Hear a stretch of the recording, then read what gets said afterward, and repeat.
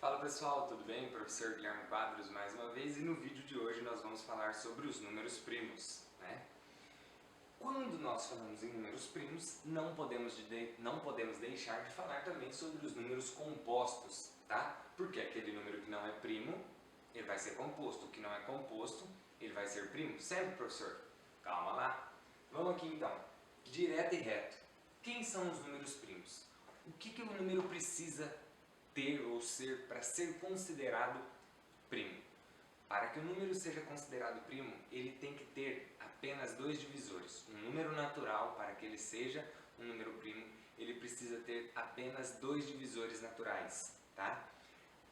Quem será esses divisores naturais? O número 1 e ele mesmo, tá? Como assim o número 1 e ele mesmo? Ué, vamos pegar aqui, por exemplo, o número 4. Se eu pegar o número 4 e dividir por 2, então presta atenção, quando eu falo divisores, é esse aqui que fica na nossa chave, né? 4 dividido por 2 vai dar 2. 2 vezes 2, 4, restou 0. Eu posso pegar o número 4 e dividir por 1, por exemplo. 4 dividido por 1, 4. 1 vezes 4, 4, resto 0. Posso pegar o número 4 e dividir por 4. 4 dividido por 4, 1. 4 vezes 1, 4. Resto, 0. Se eu pegar o número 4 e tentar dividir por 3, vai dar 1. 3 vezes 1, 3. Qual o resto?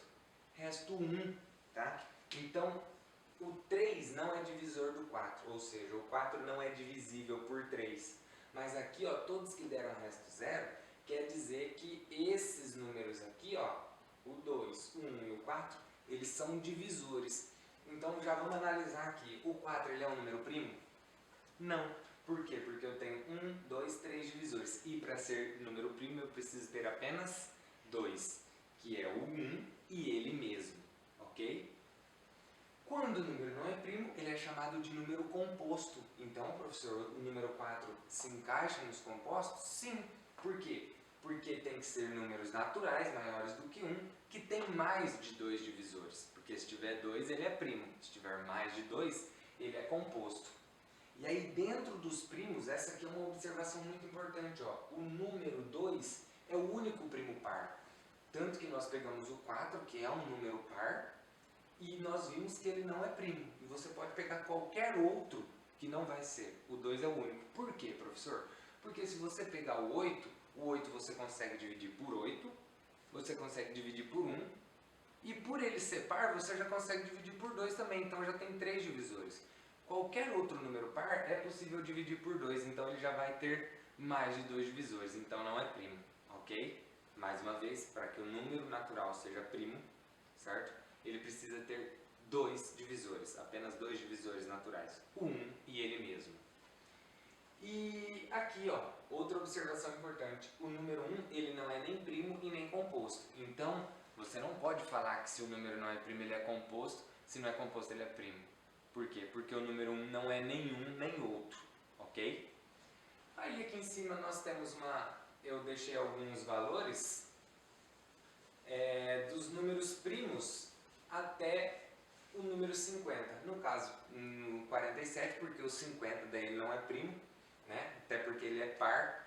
E o próximo aqui seria o 53 e isso aí continuaria. Mas eu coloquei só alguns aqui para vocês terem uma ideia. Você pode pegar qualquer um desses aqui, que só vai dar para dividir. Quando eu falo dá para dividir, que a divisão vai dar exata, é quando o resto é zero, tá? Você pode pegar qualquer um desses números aqui e fazer a divisão por 1. Por exemplo, se você pegar o 13, divide por 1, vai dar 13. Se você pegar o 13 e dividir por 13, vai dar 1. Se você pegar o 13 e tentar dividir por qualquer outro número, o seu resto, tá? O seu resto não vai ser zero. Então, quer dizer que ele não é divisível pelaquele número, certo? A sua resposta, o seu quociente, vai ser um número decimal, vai ter a vírgula, né? Então, vamos lá. Aí, dentro dos números primos, quando nós falamos em números primos, nós temos uma situação chamada a decomposição em fatores primos. Como assim? Muitas vezes vocês vão encontrar, vamos fazer a fatoração, vamos fazer a decomposição. Mas é a decomposição em fatores primos. É eu pegar um número, por exemplo, 120, e escrever forma, ou seja, eu vou escrever ele utilizando apenas quem? Apenas os números primos, tá? Como que se dá isso, professor? Vamos lá, vem cá. Para iniciar a decomposição, o mais usual e mais conhecido é fazermos isso daqui, tá? E agora, o que eu vou fazer? Beleza? Você vai olhar para o número e vai olhar para os primos que você tem, sempre do menor para o maior. Essa é uma dica muito boa, muito legal, importante, que dá para ver se você está indo corretamente no seu cálculo ou não, tá? Por quê? O 120 eu consigo dividir por 2? Consigo. Então eu vou colocar aqui a divisão por 2. Vou montar essa divisão em algum canto, tá? Mas a gente sabe 120 por 12 por 2 é fácil, que vai dar quanto? 60. Opa, então eu coloco 60 aqui. Ok. E agora, professor? 60. Ainda dá para dividir por 2? Dá. Mas dá por 3 também. Dá também. Dá para dividir por 3 também. Que vai dar 20 por 3, certo? Mas se dá para continuar pelo número 2, você continua pelo 2 até não dar mais. Então vamos por 2 novamente, professor. Vamos lá. 60 dividido por 2, 30. 30, ok. O 30 dá por 3? Dá. Mas ainda dá por 2? Ainda dá por 2. Então você continua por 2. Por 2. Agora 30 dividido por 2 é quanto? 15. Ok. 15. Aí 15 dá para dividir por 2? Não dá, porque não vai ter resto zero, vai dar um número decimal, então não dá por 2. Eu sei que o 15 dá por 3, dá por 5. Eu posso ir por 5? Ah, vamos por 5 vai ser mais rápido. Não, você não pode. Porque se você for por 5, o que vai acontecer?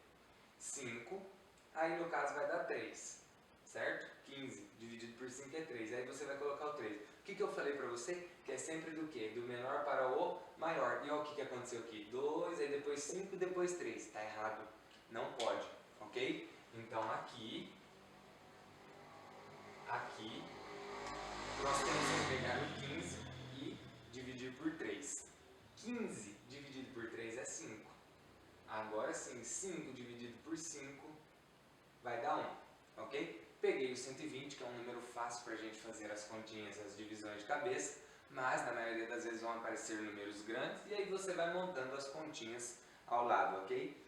Detalhe, para você fazer isso daqui, muito importante é lembrar dos critérios de divisibilidade, vai te ajudar bastante, ok? E aí, acabou, professor? Acabou, acabou. Mas como assim? Acabou. Porque, ó, o 120 agora, ó, presta atenção, o 120 eu fiz a decomposição em fatores primos. Ou seja, eu posso escrever o 120 como 2 vezes 2 vezes 2 vezes 3 vezes 5, tá? O 120 é igual a isso. É, professor? É, ó, quer ver? 2 vezes 2, 4 vezes 2, 8. Ó, 1, 2, 3, 1, 2, 3. Agora vezes o 3, vezes 3, 24.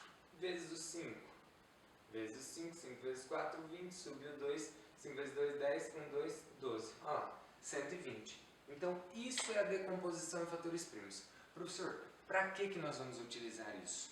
Lá no 7º ano, inclusive no 6º mesmo, já tem, dependendo do material, começa a trazer já a parte de aplicar isso nas raízes, para você poder determinar a raiz de um número, tá? Ok? Então, beleza, pessoal? Valeu!